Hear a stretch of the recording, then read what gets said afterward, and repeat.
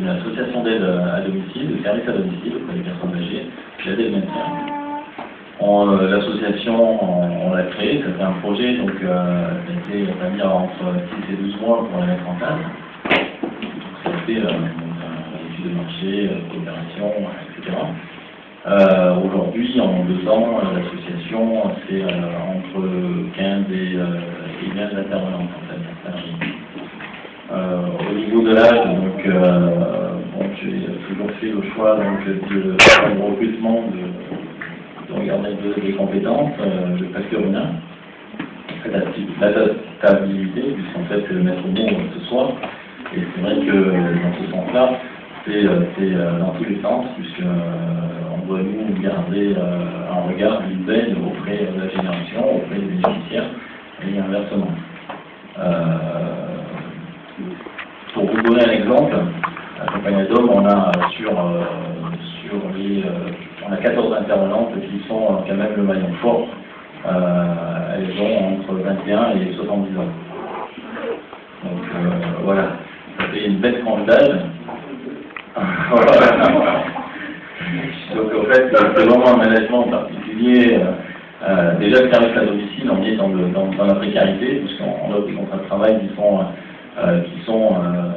pas évidents, hein, donc on intervient auprès de publics difficiles, on monte des contrats, on monte des horaires, faire un temps plein c'est pas évident, donc eux viennent par ici dans un milieu du service ou par vocation, ou par envie, ou parce qu'il faut manger, donc à partir de là il faut très souvent garder ce que moi je dis en termes de marketing, garder une veille qui est hyper important pour s'adapter. Par rapport à la génération Y, personnellement, j'ai pas de soucis, mais parfois pas mal, puisque bon, je me dis, ça me fait penser un petit peu comme Coluche, qui disait, c'est une vieille blague qui disait, vous les jeunes, on nous dit quand on n'est pas cool, on est speed, et quand on n'est pas speed, on est sprint, etc. Donc c'est exactement ça, donc en termes de management, on est confronté à tout. Par exemple, ce soir je suis arrivé en retard parce que une jeune intervenante qui n'a pas de souci, qui est quasiment en plein chez nous, nous appelle ce soir en disant à partir de lundi je ne peux pas venir, donc dans 2 semaines, ça ne dérange pas. Donc personnellement, en tant qu'administratif, bon, c'est pas facile à gérer, puisque c'est pour lundi, et lundi, donc c'est 8 h du matin, et auprès de personnes âgées et des parents. Donc à partir de là, il faut arriver à trouver quelqu'un qui puisse intervenir, qui puisse s'adapter auprès de la personne âgée, donc peu importe l'âge, et surtout s'adapter. Qu'est-ce que je pourrais vous dire d'autre après en termes de structure Sinon, on peut réagir déjà sur la première vidéo.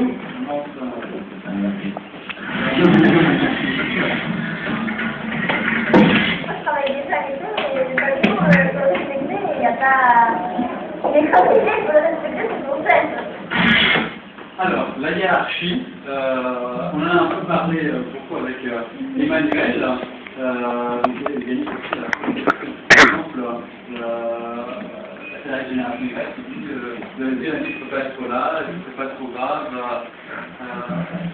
Alors, si je peux me permettre de rebondir tout de même, parce que bon, c'est vrai qu'on a parlé de génération Y, mais bon, il n'y a pas que la génération Y, on est sur un facteur humain, on est sur je reprécise ce contexte de précarité, hein, puisque pour faire ce métier, donc j'ai dû reprendre des études déjà, donc ça va me permettre de mieux le comprendre. Le sujet j'ai été obligé de faire mémoire, ce sujet va traiter donc du management dans le contexte de précarité.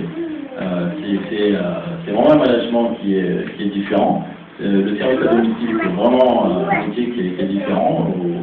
Auparavant, bon, moi je venais donc, j'ai vraiment un parcours un peu atypique, puisque bon, je suis ancien militaire professionnel, donc après je suis arrivé, j'ai refait mes études en commerce, j'ai été conseiller en formation, après manager donc dans la vente en BTP, et voilà donc dans le service à domicile. Donc bon, le service, je connais, j'ai toujours fait attention de part en étant conseiller d'arriver, mais c'est pas un problème en fait de génération, on est sur la personnalité, l'adaptabilité et les maîtres mots. Donc voilà, donc a les études, c'est que les jeunes issus de la génération Y sont facilement adaptables. Par définition, les salariés interviennent auprès d'un public vulnérable qui requiert aussi effectivement une forte capacité d'adaptation, ce que je vais évoquer. Je vais aller chercher pour lundi. Est-ce que tu as pu remarquer des différences, c'est-à-dire que les salariés issus de la génération Y sont parus plus facilement correspondre à ce profil qui était recherché, d'adaptabilité, ou au contraire, en réalité, l'impression que tu en as, c'est que c'est de qualité que l'on retrouve une dispersée, une pure dispersée au sein de ces différentes générations. Alors ça, c'est pas une question qui est simple à répondre. Tout simplement parce que... Donc nous, pour bien situer, c'est le service à domicile. Donc on va travailler sur des idées générations, donc c'est des personnes âgées, donc c'est une génération qui est après la mienne, la mienne, c'est vrai. Je ne fais pas population chimique, par contre. Non. J'ai géré personnellement une entreprise de 250 salariés, il y avait deux profils. Il y avait l'assistance personnes âgées, et après aussi, notamment, en fait, notamment population séropositive, ancienne vie. Non, voilà, ça c'était, bon, j'ai connu ça sur Paris, donc j'ai entrevu. Non, on est vraiment sur les personnes de parents. L'association accompagnée d'hommes à la qualité, donc on est sur le service à domicile et sur l'aide à la personne. Donc c'est deux points différents. Donc, nous on va recruter des personnes avec des compétences, on classifie avec des catégories, la convention collective, qui veut dire A, B, C. Et donc il va falloir nous on s'adapte par rapport à la demande, c'est une personne âgée qui a vécu, qui a une façon de procéder, donc on ne va pas changer. Donc nous on va faire une étude de besoin vraiment adaptée pour savoir qui on va lui présenter. Parce que une génération, on peut avoir vraiment parfois un choc, donc la génération Y va pouvoir très bien s'adapter, ou parfois pas du tout, ou c'est parfois l'inverse. C'est là où nous on doit arriver à faire la part des choses. Sinon en termes de constat personnel, donc j'ai très bon retour sur la génération Y, puisque le choix il est quand même de ne pas faire de discrimination et sur des étrangers ou autres. Donc c'est pour ça qu'on est de 21 à 70 ans, je répète. Mais la génération Y, c'est vrai qu'elle s'adapte beaucoup plus vite. Nous, on doit garder une veille, on doit s'adapter au contexte législatif, on doit s'adapter tous les jours, donc sur les générations qu'on va aider, les générations qu'on va diriger, etc. Donc il faut garder une sorte de triangulaire, donc il faut être hyper vigilant sur tout ça. Par exemple, bon, on avait une secrétaire qui était génération X, mais bon, plutôt orientable en génération Y. Donc bon, ça c'est différent, mais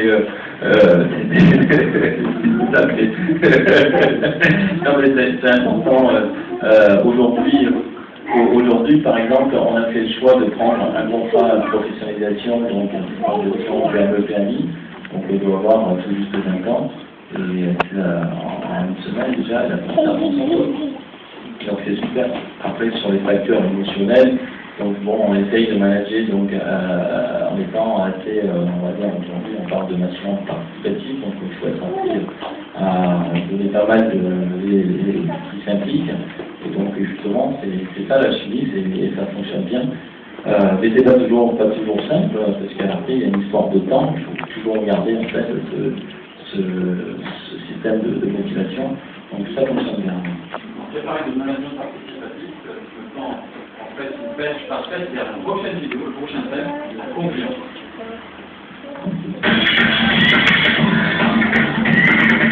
Je voudrais qu'on fasse davantage confiance aux jeunes, non pas qu'on le nie, mais qu'on le fasse. Chez moi, on a toujours débuté avec 5 à 10% de publicité, donc ça donne confiance. Et lorsqu'il va de confiance, peut-être faciliter l'embauche des jeunes avec des aides, et surtout leur donner le goût de après eux-mêmes se prendre en charge. C'est important qu'il faut leur donner confiance, il faut être positif, il y a toujours à faire, il y aura toujours à faire. Il y a des métiers aujourd'hui qui n'existent pas mais qui seront en place dans quelques... Moi je suis pour l'intégration plus importante de la jeunesse que des gens expérimentés. Parce que l'expérience est une chose intéressante, mais je pense que la jeunesse est beaucoup plus dynamique, inventive, imaginative, et surtout dénuée de préjugés. Alors, sur la confiance, est-ce qu'on peut, finalement, produire facilement les conditions pour créer une confiance dans un milieu de travail transgénérationnel? Où il y a des obstacles maintenant. À un moment donné, on a parlé d'investissement, on a parlé intégration du jeune dans l'entreprise. Il y a un point important, ce qu'on appelle le contrat psychologique dans le domaine de la psychologie du travail, c'est-à-dire justement la promesse, déjà dès le départ, qu'on leur promet qu'ils vont trouver dans leur travail et la réalité de leur travail, ça se fait pas. Parce que le problème, c'est que bien souvent, justement, on veut accéder, il y a des secteurs qui sont beaucoup, et là, on commence à vendre au-delà de la réalité, à dire, voilà, vous aurez, je sais pas, des formations, possibilités de carrière, etc. Et en fait, il n'y a rien avant longtemps. Et ça, et c'est là qu'on constate qu'il y a beaucoup de turnover dès la première année d'embauche dans les entreprises. Alors par contre, ce qu'on fait en Amérique du Nord, ils ont mis en place des systèmes justement pour créer cette fidélisation. J'ai envie de dire confiance, c'est aussi la fidélisation. Et ça, du coup, ils ont mis en place des systèmes. Alors bon, ils n'ont pas forcément les GIF qu'on a nous en France, qui interviennent par rapport à la deuxième année, quelque chose comme ça, de troisième année, et eux, ils ont mis en place des budgets qui vont permettre d'être tout de suite en formation dès la première année, ce qui correspond à leur demande, ou d'autres entreprises qui ont fait une sorte de réseau, et du coup qui vont permettre ainsi à leurs jeunes d'aller se former dans d'autres entreprises. Il y a échange de ressources. Et du coup, le jeune est très content, parce que d'un côté, il va fournir un travail, mais en même temps, il va acquérir des nouvelles compétences, parce que c'est son objectif. Donc, on veut dire le lien de fonction qui se fait dès le départ, et oui, je pense qu'on peut arriver à établir ce lien. Évidemment, on peut s'attendre à ce qu'il soit, mais en attendant, déjà, effectivement, moi, je pense que Et je peux, je voulais rebondir là-dessus parce que c'est exactement vrai, la confiance, mais à mon sens aussi c'est la transparence. C'est quelque chose auquel je travaille énormément là-dessus. Bon, j'ai eu des managers qui étaient totalement transparents. Ils m'ont dit moi je peux rien te promettre si je peux pas. Donc on voit, on étudie, on va évaluer dans un certain temps. Donc après on verra. Mais c'est pas parce que tu me demandes ou alors on en parle que je vais te promettre. Donc et à partir de là, donc je savais où me positionner. Donc ça c'est bien. Là je parle en tant que salarié. Et aujourd'hui en tant que manager, je fais exactement la même chose. Donc moi j'explique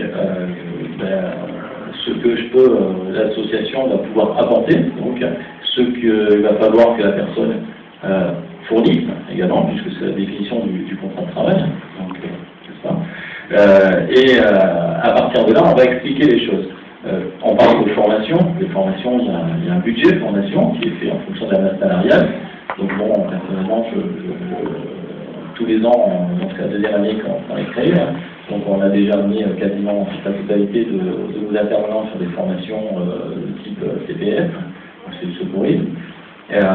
Et j'ai expliqué que le budget était épuisé, donc il va falloir qu'on répartisse pour l'administratif, pour les intervenantes et qu'on le construise ensemble. Donc ça on peut en parler avec des entretiens individuels. Donc bon, tout ça, il faut expliquer, il faut que chacun puisse comprendre les difficultés de l'autre, puisque ça c'est côté important pour le fonctionnement. Nous avons beaucoup parlé de nouvelles technologies, donc les échanges, effectivement, la génération Y, c'est une génération connectée.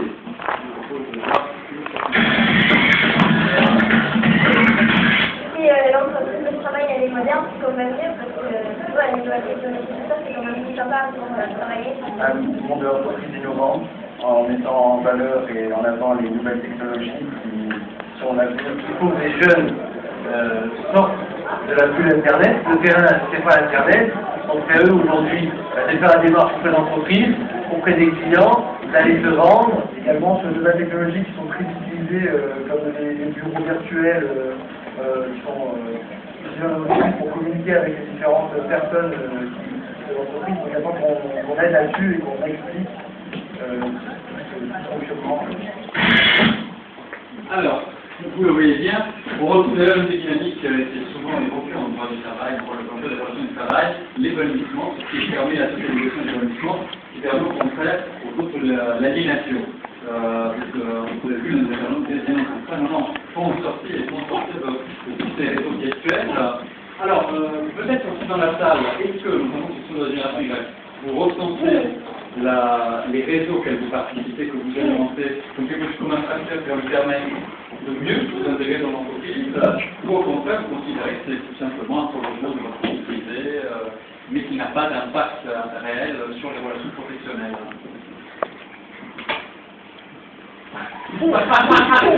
Bon, c'est question de... Alors là, voilà, je suis générationniste, vous voyez, je n'ai pas les techniques de communication. Non, je ne sais pas...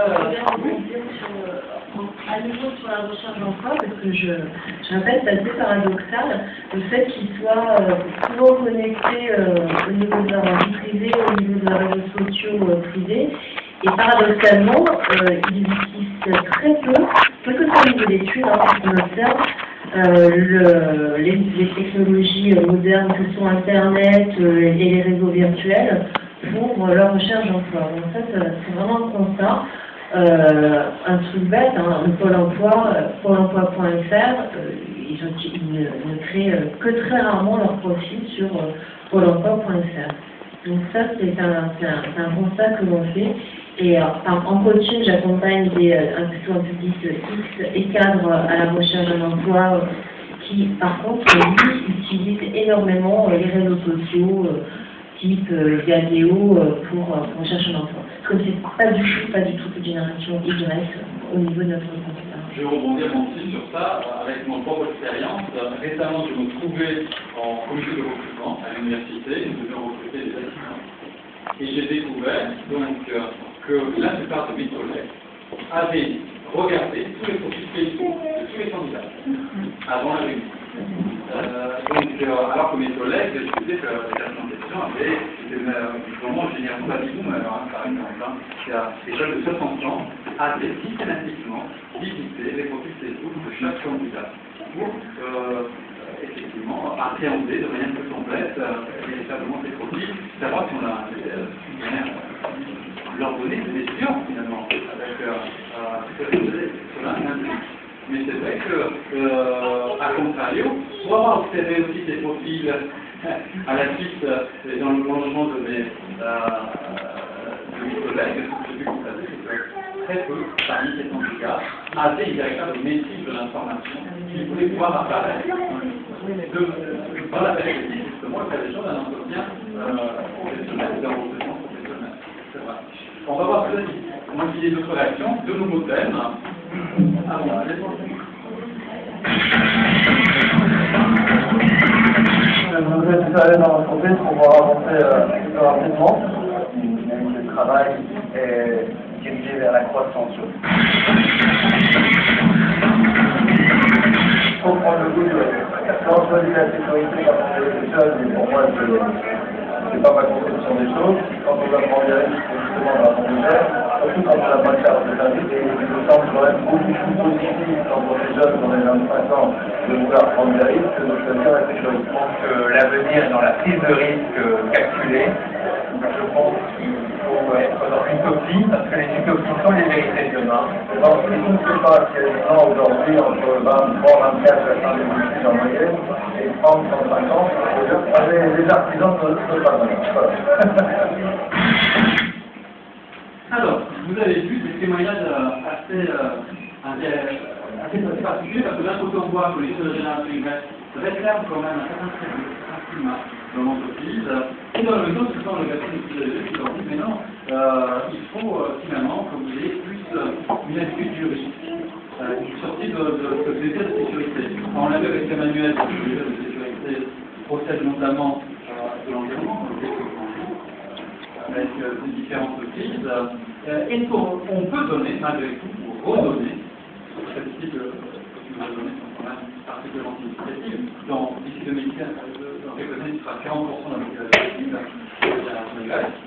Or, le milieu de l'entreprise, c'est un milieu où il y a entreprendre à l'origine, c'était effectivement prendre un risque, et qu'on peut redonner, ou susciter malgré tout une culture du risque, un risque normalisé, un risque mesuré, un risque rationalisé, une même un risque pour donner le goût de l'entreprise. Mais moi, je trouve qu'il faut pas terminer. Moi, je ne trouve pas, parce que quand ils changent, ils font leur propre carrière. Alors, effectivement, à un moment, sur les entreprises, on voit de plus en plus de jeunes qui font des activités, ils s'essayent. On voit dans les écoles de commerce, il y a des crânes de projets, il y a des entreprises qui font, des entreprises qui vraiment démarrent et continuent. Moi, je ne trouve pas qu'ils aient à l'entreprise publique.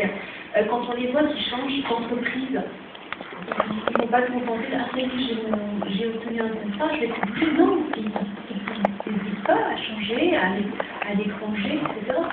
Moi, je crois qu'ils vont garder le fonctionnement. Je pense qu'il est aussi à mettre en lien avec la force de projection. Ils ont énormément mal à se projeter. Donc, tout à l'heure, je parlais de construction de projets professionnels. C'est un gros travail que l'on fait avec le jeune par rapport à son manque de projection. Et ça, c'est la crise.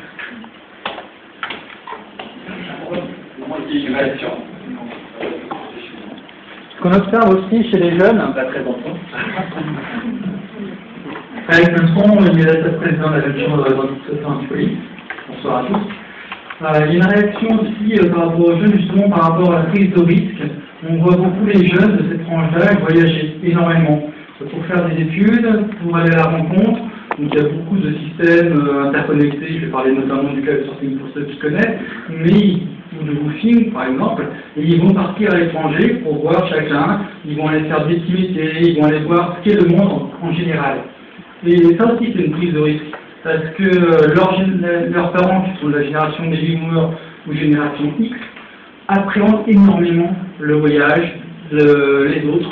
Et eux, la génération Y, va partir les rencontrer, va tenter l'aventure différemment, va acquérir de l'expérience par ses contacts, par le relationnel, et c'est ça qu'il ne faut pas oublier aussi avec cette génération Y. Voilà.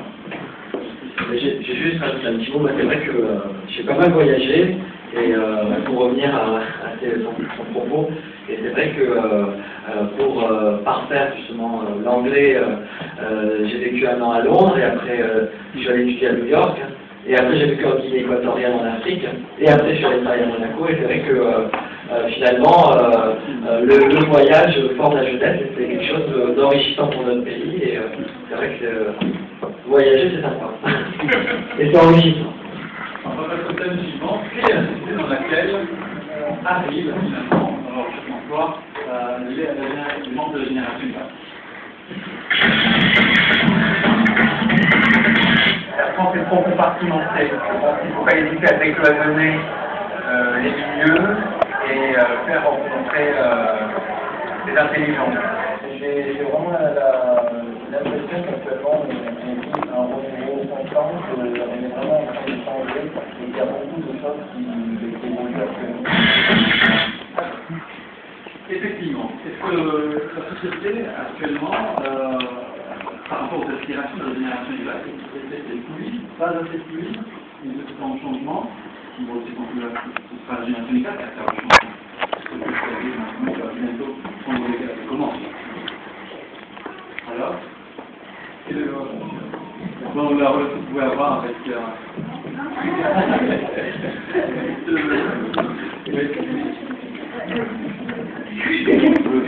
effectivement, alors, on a vu dans ces interventions, on a parlé de société cloisonnée, on a parlé aussi de changement. Alors, et par rapport aux aspirations des membres de la génération Y, la société que je fais actuellement, finalement, est une société suffisamment fluide ou pas? Si tu permets, je vais répondre par rapport à l'entreprise.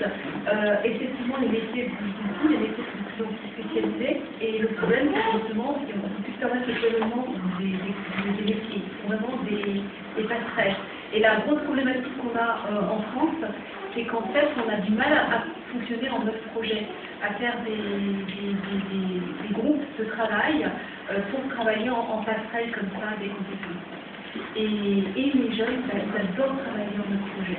Donc, effectivement, il y a, au niveau de l'entreprise, il y a un réglage à faire de ce côté-là.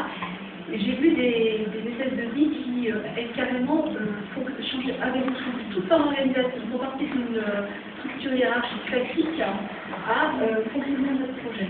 Et ça, et du coup, ça a attiré des nouveaux candidats.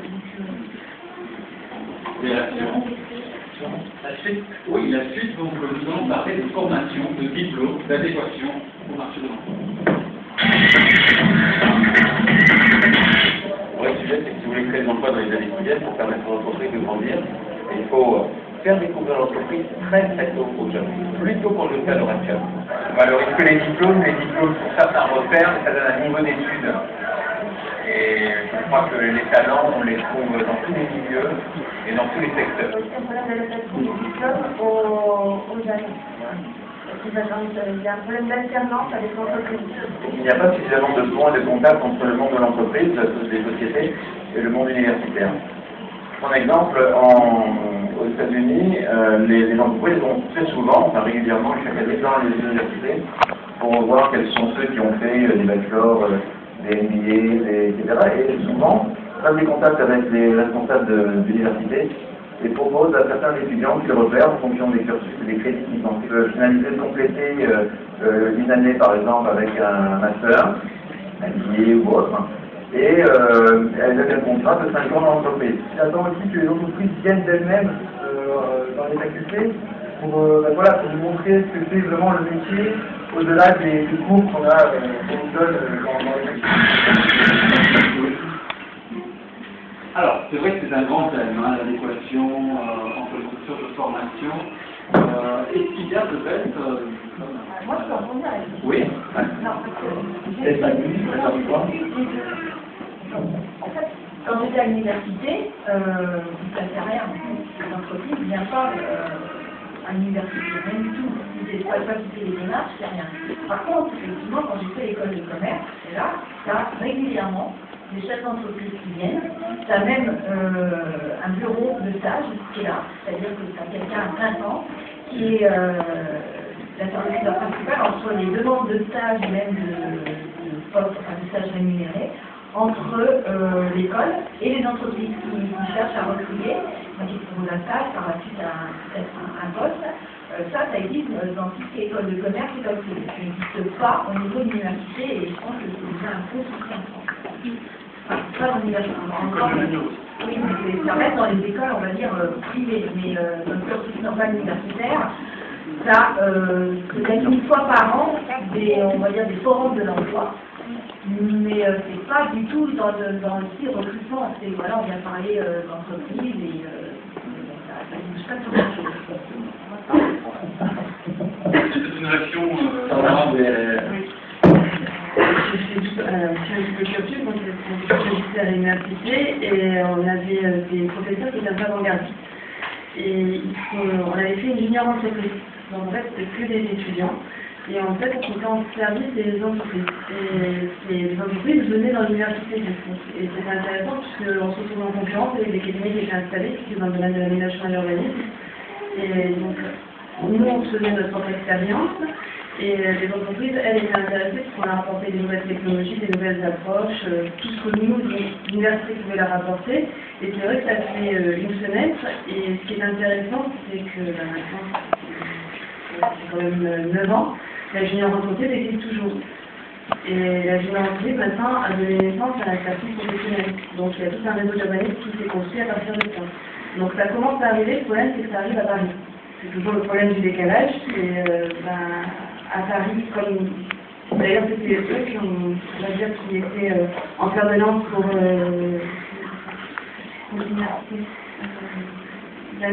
l'indépendance des universités là, actuellement, donc pour l'autonomie, elle est pionnière parce qu'il y a beaucoup de juniors entreprises et beaucoup de structures comme ça qui sont ici. Vous cherchez sur Aix-en-Provence, sur Nice, ça n'existe pas encore. Et c'est vrai que la copie du modèle anglo-saxon, on met un peu de temps à faire arriver. C'est vrai. Dans les écoles de commerce qu'on n'a pas en université, c'est qu'il y a des annuaires de d'anciens élèves. Il y a un réseau. Voilà. Et à l'université, ça n'existe pas. C'est un peu une last touching. Je sais pas qui l'a pensé. un côté critique, quoi, mais bon, alors on nous attire en disant voilà, faites une master, c'est magnifique, vous avez des intervenants extraordinaires, ils font bien, ils font bien, c'est pas le souci, mais l'annuaire n'existe jamais, il n'est pas actif, il n'est pas actif, il est virtuel, il ne sert à rien, c'est juste de la présentation, quoi. Ça n'existe pas. Et à l'IP, moi j'ai aussi fait des enquêtes au niveau de l'IP, donc j'ai eu etc. Donc j'ai procédé à la collecte des anciens, qui étaient détenus psychos, etc. Et pour justement faire un espèce d'annuaire, et puis ben non, parce qu'il y a des batailles des chapelles, il ne faut pas se leurrer, chacun sur la convention. Il faut travailler ensemble en coopération, sinon ça ne sert à rien. C'est un peu pour dire voilà. Je veux rebondir en tant qu'universitaire, là. Moi, j'ai eu la chance, en fait, d'être formé. Nous avons un développement important, donc l'un de nos étudiants les plus connus, l'actuel roi du Maroc. Donc, voilà. Mais je vois aussi parce que j'ai essayé aussi de développer certaines techniques, des annuaires, le reste. Ça n'existe que par les efforts individuels de quelques-uns. Donc, effectivement, nous, dans notre centre de recherche, ça peut exister. J'ai encore des amis qui sont au tribunal en gros, qui viennent de la mer, qui travaillent à FAO, des contacts existent, mais malheureusement, il y a parfaitement raison. À l'université, pour le moment, il n'y a pas une véritable démarche rationnelle au niveau de l'institution elle-même. Non, il était un petit peu relaté du développement. L'université, c'était en droit international. Il y a moins de monde, surtout le télé, comme ça. C'est vraiment un extrême de la qualification. D'autres réactions, si on va. C'est vrai qu'en tout cas, ça nous donne. Bien rebondir sur la formation, en tant qu'ancien conseiller de formation et plus professionnel. Je pense que c'est important. Bon, moi, j'ai toujours un peu regardé. En France, on marche beaucoup par diplôme. Donc, vous ne pouvez pas accéder dans telle branche professionnelle si vous n'avez pas tel diplôme, donc tel niveau. Aujourd'hui, la génération Y, pour en parler, donc a pas mal de chance. C'est toutes ces contrats aidés, toutes ces formations qui peuvent être financées. On parle de fonds FESIF, on va parler de CIF, on va parler de DIF, on va parler des contrats d'apprentissage, des contrats de professionnalisation. C'est valable pour toute tranche d'âge, donc je pense que c'est quand même une chance aujourd'hui de se dire j'ai fait tel choix en étant jeune, par volonté, parce que j'ai pas vraiment le choix, et aujourd'hui je prends ma décision en main et je prends ma vie en main et je fais ce métier. Donc c'est une volonté, c'est pas facile. Mais je pense, je dis bravo en tout cas à ceux qui ont le courage de reprendre leurs études et se rediriger vers. Il y a aussi le mécanisme de la VAE, de la validation de l'expérience, que l'on essaie de développer et de plus en plus de 3 ans de participer à des jurys de VAE. Alors je veux se former, c'est croire en soi, les pouvoirs, aussi c'est de chercher un emploi. Pour le moment, je cherche du travail. Après avoir posé 100 CV dans la vente contre les cases, les employeurs qui me sont mal, je vais pour bientôt je vais prendre rendez-vous avec eux pour poser un CV. Je ne suis pas cantonné à un table refus. J'ai candidaté, et à la fin, c'est fait. J'ai une entreprise, donc j'ai eu des jeunes. D'abord, il faut les payer. Il faut pas croire qu'ils sont là pour travailler au rabais.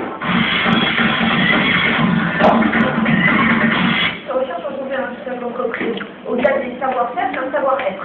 C'est-à-dire quelqu'un qui arrive à l'heure, qui a conscience que le travail est une valeur importante, qui a conscience que l'engagement du travail est quelque chose d'important, et il reconnaîtra quelqu'un qui est en capacité d'apprendre, mais qui effectivement a toutes ses bases et ses prérequis-là.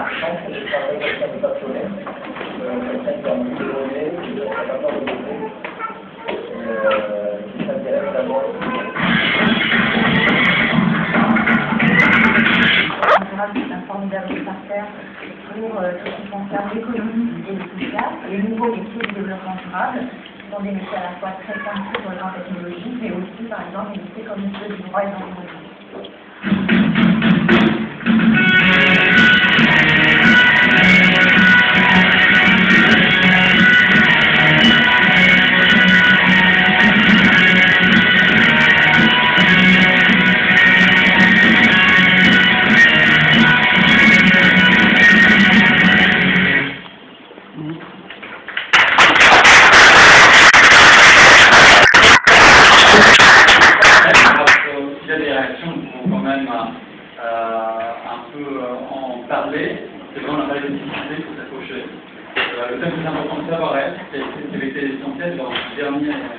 Débat national que nous avons organisé au mois de mars, cette valorisation importante de nouveaux savoirs. Vraiment aussi le fait que maintenant de nouveaux métiers vont apparaître, métiers qui vont s'ouvrir justement à la génération Y. Donc je ne sais pas si nos intervenants ont un dernier mot sur différents thèmes. Non? Alors, c'est toujours un dernier mot. Je tente, effectivement. Je vais céder ma liste de questions. On a parlé de beaucoup de choses pour la génération. Le niveau d'organisation des locaux. Parce que j'ai une expérience de l'hôpital. Là, je suis dans la génération X. Je travaille en hôtel. Et alors ça, j'ai pas pu. J'ai pas pu parce que j'entends le poids de partout. Et je me dis, est-ce que c'est une organisation matérielle qui est adaptée à la génération Y? On n'a pas parlé de ça.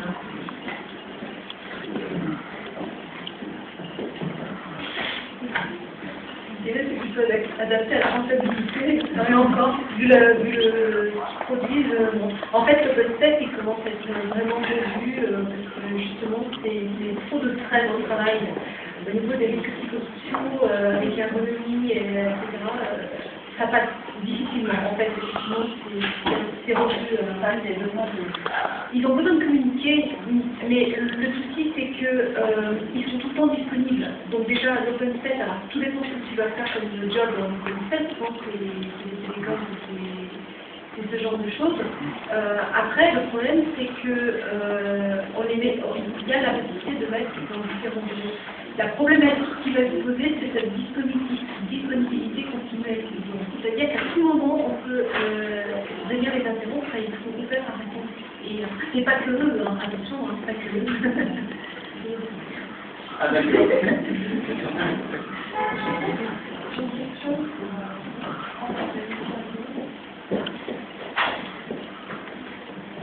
Moi, j'aimerais avoir votre avis sur cette génération Y, comment elle se positionne par rapport à la génération X, que nous, on a commencé à connaître, c'est-à-dire une situation vraiment très très fluctuante au niveau de la recherche d'emploi, des classements, c'est-à-dire on se retrouve, moi j'ai passé sur la fonction publique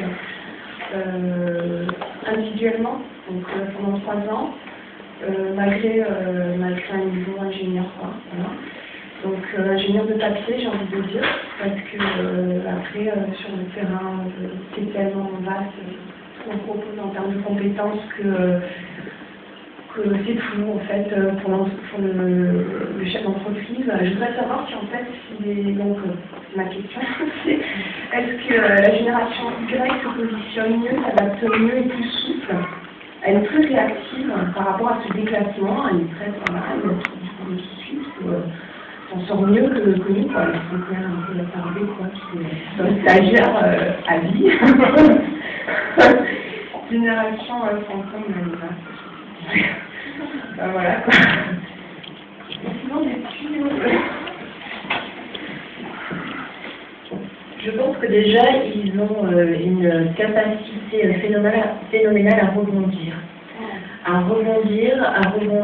s'adresser aussi à des adultes référents, alors que ce soit dans la cellule familiale, que ce soit dans l'institution, que ce soit, je parle pour les quartiers, dans ceux qui représentent les grands frères, entre guillemets, et que de là, oui, ils ont cette faculté à rebondir et à s'entourer des bonnes personnes et des bons conseils, et tout ça avec une notion qui est très importante pour eux, c'est le respect. Maintenant, concernant on a vu tout à l'heure la question des diplômes. Ils ont conscience que le diplôme ne fait pas tout. C'est les premiers qui ont conscience à se dire je suis diplômé, mais justement je suis capable, et ça j'en ai vu déjà d'un bac plus 5 à repasser des CAP pour pouvoir travailler tout de suite, être opérationnel. Donc ça pour moi c'est une capacité à rebondir et à faire preuve d'adaptabilité. Par rapport à la recherche d'emploi, quand on disait quand je disais tout à l'heure, ils sont capables de prendre n'importe quel job. N'importe quel job, en fait, il faut traduire par n'importe quel job alimentaire, du moment où ils peuvent commencer à gagner de l'argent. Et ils sont très au fait de ce qu'ils sont, et de ce qu'ils peuvent, à un moment donné, mettre en place pour pouvoir se former autrement, et notamment via, justement, les différents dispositifs d'aide à la formation tout au long de la vie. C'est-à-dire que pour nous, c'est peut-être quelque chose de nouveau, mais pour eux, ils ont transmis. Merci. Alors, on dit les autres questions. Maxime, pour conclure. Oui, je pense que déjà, c'est mon assistant, il me dit ce que je dis. Génération. Voilà, c'est ça. Donc merci à tous, bien sûr d'être venus. Merci aux intervenants pour la qualité de votre intervention, c'est vraiment très bien. J'espère que de votre côté, ça vous a permis d'appréhender un peu mieux cette génération Y et pour ceux qui sont de cette génération, de mieux vous situer par rapport au monde du travail d'entreprise. Donc je vous propose maintenant de nous retrouver autour d'un petit apéritif dînatoire amical qui opère par la Commission économique du Pays du Soir. Et je vous donne rendez-vous également en fin d'année pour une autre soirée débat qui sera certainement sur le thème des nouvelles technologies. Avec encore des intervenants de qualité et des personnes publiques. Et donc le petit, je pense que le petit apéro sera l'occasion pour cette nouvelle génération Y de commencer à créer son réseau professionnel en discutant avec des différents communautés qu'on peut ce soir. Voilà, merci.